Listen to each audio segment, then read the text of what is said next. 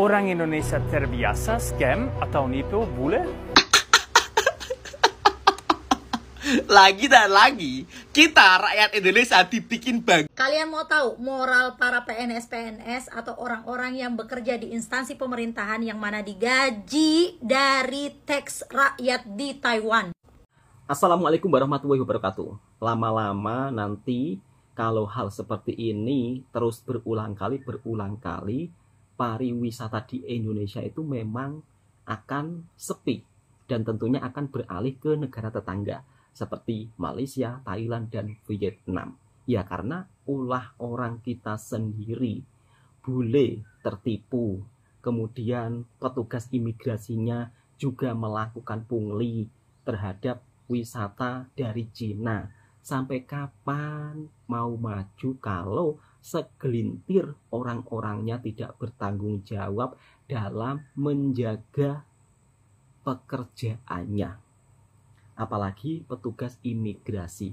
Kalau mudah minta pungli, mau jadi apa negara kita? Tentunya mudah sekali penyusup masuk ke negara kita. Karena apa? Para petugasnya mudah dikasih uang untuk memperlancar perjalanan bagi para orang yang mungkin akan punya niat jelek terhadap negara kita. Dan pungli ini memang bukan hanya di pejabatnya saja, tetapi dari masyarakatnya juga sama. Banyak para turis ketika datang ke negara kita ya sering bercerita, oh ya kalau di Indonesia itu setiap tikungan ada orang yang minta ini minta itu, tetapi itu sudah menjadi culture mereka.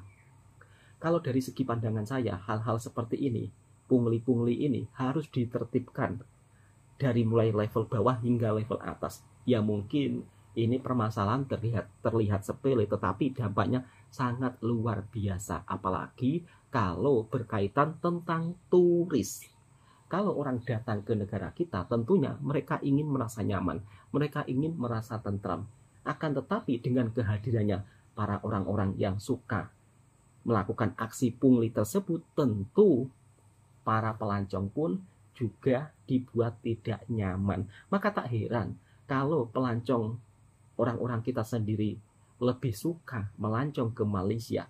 Ya mungkin terlihat, oh Malaysia hanya sebuah kota-kota saja, ataupun hanya makanannya, ataupun hanya terkenal dengan pusat perbelanjaannya. Tetapi para pelancong yang datang ke Malaysia, mereka merasa apa? Merasa nyaman, merasa aman. Jadi biasanya kebiasaan para pelancong itu yang diutamakan adalah kenyamanan, kepuasan, serta makanannya.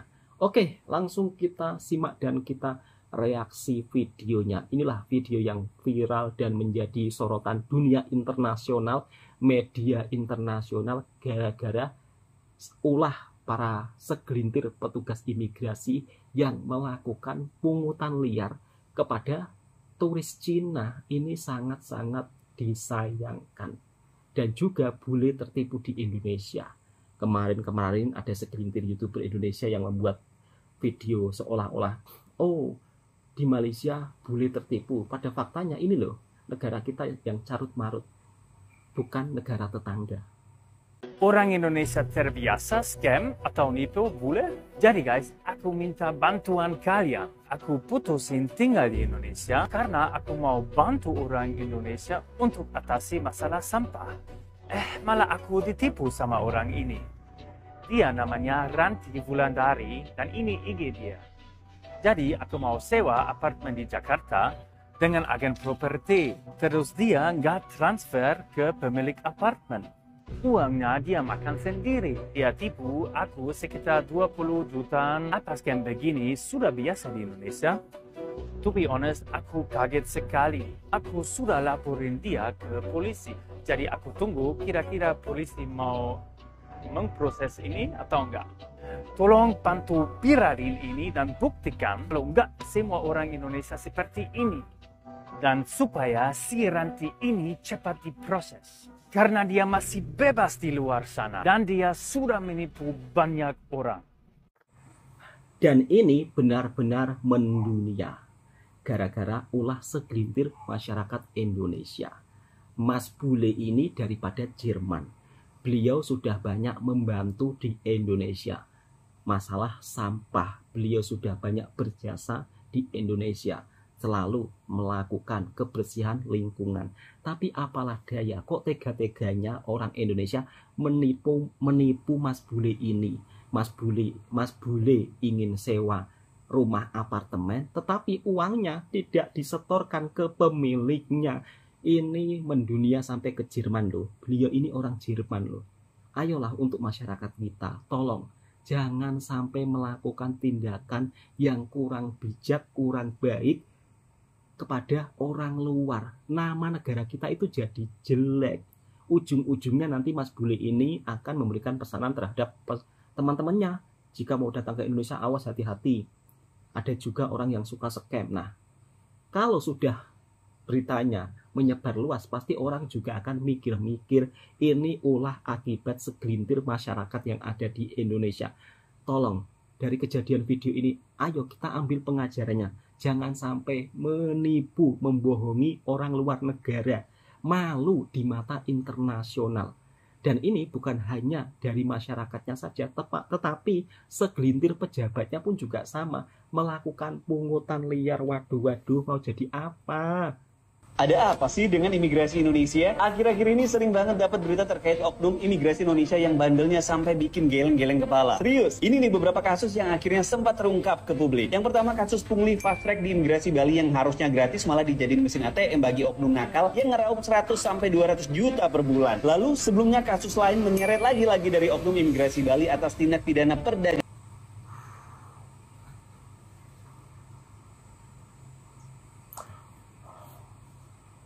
terungkap. Biar nggak jadi korban selanjutnya, para traveler perlu banget membekali diri dengan informasi dan aturan relevan untuk menghindari kejadian seperti ini ya. Oh iya, teman traveling ada yang pernah jadi korban oknum nakal imigrasi juga nggak? Share cerita kalian di bawah ya.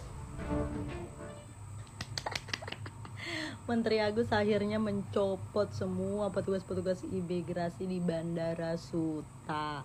Ini pasti warga negara Cina yang sempat viral kemarin itu adalah puncaknya, ya. Dari kemarahan para warga China yang datang ke Indonesia yang sering banget dipungli sama petugas-petugas imigrasi itu. Makanya sampai kedubes China itu mengirimkan surat keberatan kepada pemerintah Indonesia karena banyaknya laporan orang-orangnya yang datang berkunjung ke Indonesia tetapi dimintai duit. Apa lo petugas imigrasi? Mau bilang lagi nggak ada bukti, mau bilang lagi apa lo? Di satu sisi kita senang banget akhirnya ada ketegasan, tapi di sisi lain kenapa hal ini baru dilakukan setelah kedubes China itu protes? Kenapa nggak dari dulu? Banyak banget bukti-bukti kalau petugas-petugas imigrasi itu melakukan kecurangan. Dari dulu orang Indonesia sendiri yang udah protes, yang udah banyak banget kasus-kasus viralnya, tapi nggak ditindak. Terus sekarang ditindaknya cuma dicopot aja lagi. Pak, pecat Pak, pecat. Ini tindakan kayak gini tuh bukan cuma 1-2 bulan terjadi, udah bertahun-tahun Pak, udah jadi rahasia umum. Pecat, jangan copot aja dong. Terus jangan cuma di Bandara Suta aja, tuh banyak tuh bandara-bandara lain juga sama semua modelnya. Periksa Pak. Jangan merasa malu karena negara lain aja Pak terus bertindak kayak gitu. Malu Pak sama warga negara sendiri yang udah banyak ngelaporin hal-hal kayak gini. Bukan cuma di Bandara Suta, semua bandara Indonesia banyak tuh model-model imigrasi kayak orang di Suta gitu. Banyak banget pegawai bandara, pegawai bea cukai tuh ada semuanya sama, pungli, mata duitan semuanya. Sama tuh Pak, petugas pelan-pelan Mbak, pelan-pelan. Misalnya kita mau ngurus paspor tuh. Di situ Pak, ladangnya juga tuh Pak. Periksa Pak. Ayo dong Pak, bersih-bersih seluruh Indonesia. Jangan merasa malu sama negara lain aja, tapi merasa malulah sama rakyat sendiri. Lagi dan lagi, kita rakyat Indonesia dibikin bangga oleh aparatur negara yang berseragam. Karena apa? Kemarin polisi memeras warga asing saat menonton konser. Sekarang imigrasi memeras warga asing ya kan saat ingin masuk ke Indonesia. Ini captionnya salah nih. Jangan bikin malu tapi bikin bangga. Peras 60 WNA Cina, seluruh pejabat dan petugas imigrasi Suta dicopot. Aduh, kesalahan. Ngapain harus dicopot? Kayak gini tuh harus dipertahankan. Karena seperti ini yang bikin bangga negara Indonesia, yang bikin bangga negara kita semua. Coba kalau seandainya aparat-aparat polisi atau imigrasi tidak memeras, Indonesia tidak mungkin ada di berita internasional, ya gak? Kalau yang diperas rakyat kan udah bukan rahasia umum lah ya, sudah enteng lah ya. Tapi kan kalau rakyat asing atau warga asing yang diperas itu kan pasti booming ke seluruh berita internasional. Jadi menurutku pribadi kalau kayak gini tuh bikin bangga, bukan bikin malu. Gimana? Tanggapan kalian semua tinggalkan di kolom komentar ya. Ada yang lagi viral. Jadi buntut pungli warga Cina mengakibatkan seluruh pejabat kantor imigrasi kelas 1 di Bandara Soekarno-Hatta dicopot. Kalau berdasarkan kronologinya, hal ini terungkap karena ada surat ya dari Kedubes Cina yang menyatakan bahwa ada 44 warganya yang mengalami pemerasan ketika sampai di Bandara Soekarno-Hatta. Keterangan dari surat tersebut, peristiwa itu terakumulasi dari Februari 2024 sampai Januari 2025 dan uang yang diperas mencapai 32 jutaan. Bahkan katanya mereka akan dideportasi jika tidak melakukan pembayaran tersebut. Dan karena hal ini, Menteri Imigrasi dan Pemasyarakatan Bapak Agus Andrianto melakukan penyelidikan dan menemukan fakta bahwa ada praktik pungli di Bandara Soekarno-Hatta. Hingga sebagai tindak lanjutnya, seluruh pejabat kantor imigrasi kelas 1 di Bandara Soekarno-Hatta dicopot dari jabatannya. Tapi saran lo Pak, jangan hanya karena urusan internasional aja makanya bebenah. Urusan nasional juga harus dibenahi. Bukan hanya orang luar aja kok yang mau pelayanan terbaik. Orang Indonesia juga mau yang terbaik, yang pelayanannya ekstra, yang terbaik, yang berkualitas kayak gitu loh Pak. Betul. Wah, ini malu-maluin banget sih. Gara-gara ini Indonesia tuh menjadi sorotan dunia, teman-teman. Gimana enggak, banyak dari petugas imigrasi di Bandara Soekarno-Hatta yang ketahuan memeras turis asing. Kedutaan besar Cina baru aja membongkar skandal besar, teman-teman. Mereka melaporkan bahwa banyak dari warga negaranya yang menjadi korban pemerasan saat masuk ke Indonesia. Dalam nota diplomatik yang disampaikan oleh kedutaan besar Cina, mereka menyebutkan bahwa ada 44 kasus pemerasan dengan lebih dari 60 korban. Semuanya merupakan warga negara Cina. Dan yang lebih parahnya lagi, ini semua dilakukan oleh oknum petugas imigrasi di Bandara Soekarno-Hatta. Dampaknya, Menteri Imigrasi dan Pemasyarakatan Bapak Agus Andrianto langsung menonaktifkan seluruh pejabat imigrasi di Bandara Soekarno-Hatta dan memproses mereka secara hukum. Kepala negaranya susah-susah ngebangun hubungan, anak buahnya di bawah malah bikin malu. Gimana menurut kalian? Kira-kira apa hukuman yang pantas teruntuk mereka-mereka yang bikin malu negara kita? Coba drop pendapat kalian di kolom komentar. Dipecat dan dihukum. Keluarin duit hasil pungli. Biasanya kamu sekolah sakit ya? Kamu saksinya ya? Mulai jam berapa tadi di sini? Dari jam aja belum sempat diserahkan ke Wahyu. Tapi biasanya dia serahkan ke Wahyu.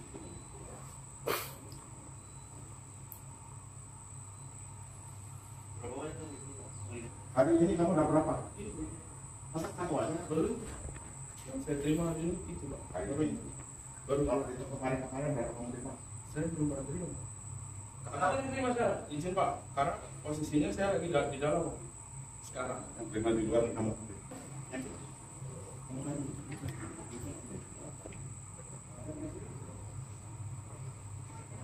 Ini sangat memalukan ya, fasilitas gratis tapi penumpang dimintain duit sama petugas. Ini sangat disayangkan ya, diduga ada petugas yang melakukannya. Di luar itu semua, mengambil keuntungan, padahal fasilitas gratis. Nilai total pungli hingga 200 juta per bulan. Ya Allah, ya Robbi. Dari hasil sidak, 5 orang diamankan. Enggak datang, enggak balik ke sini. Mungkin lagi di beberapa. Sangat-sangat bikin malu. Kalau belum ke sini, berarti kamu belum ke Kuala Lumpur. Nah, kalau udah kamu ke sini, berarti kamu udah sah, resmi dah. Berarti udah nyampe nih Kuala Lumpur ya. Itu aja udah, kamu udah nyampe di Malaysia. Ya, inilah suasana malam di Kuala Lumpur ya. Apalagi pas musim liburan kayak gini, memang seru banget nih, ramai banget nih. Ya, ini selain spot dari pemandangan Seru tadi, banget kata masnya. ada Salomon, salah satu ikon juga yang baru yang ada di Kuala Lumpur. Warnanya bisa ganti-ganti ya. Nah, suasana malam di Kuala Lumpur kita diantarin sama Op Hairul, ini pemilik Kuala Lumpur ya ini. Oke, sampai jumpa lagi. Selamat malam, bye bye.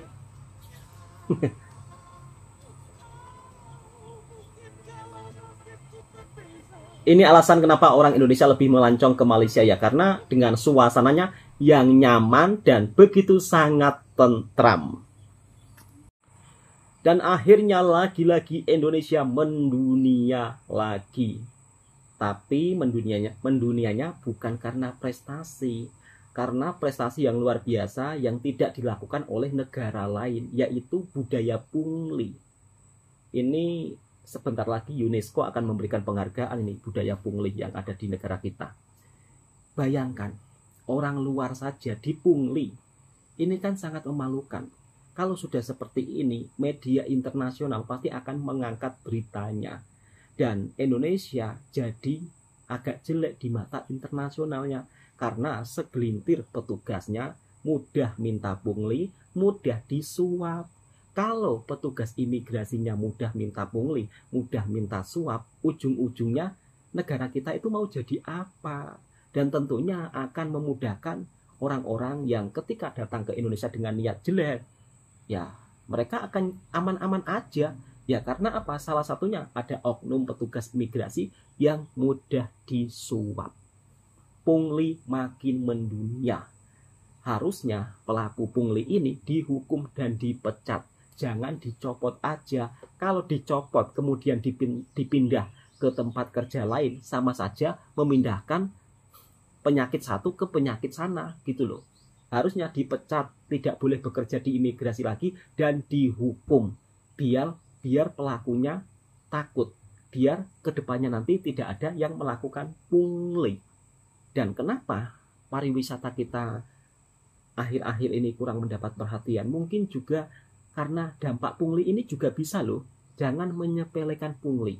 Di negara tetangga, orang-orang yang berwisata, mereka itu aman, nyaman, tentram, di taman-taman enak. Nggak seperti di wisata kita ya, sedikit-sedikit suruh bayar ini, suruh bayar itu. Makanya jangan kaget, jangan terkejut kalau wisata kita sepi, ya karena gara-gara pungli-pungli lah yang menyebabkan itu semua. Oke, mudah-mudahan video ini juga bisa memberikan informasi yang bermanfaat, dan tentunya setiap negara pasti juga ada sisi kekurangan dan kelebihannya masing-masing. Saya berharap hal-hal seperti ini segera dibenahi di Indonesia, biar kita juga bisa bersaing untuk terkait pariwisatanya, bersaing dengan negara tetangga seperti Thailand, Malaysia, dan Vietnam. Pelan-pelan insya Allah pasti bisa. Jangan lupa yang suka dengan videonya Bang Toha Mersing, silahkan tekan tombol merahnya, subscribe, komen, dan bagikan ke sahabat Anda semua. Assalamualaikum warahmatullahi wabarakatuh.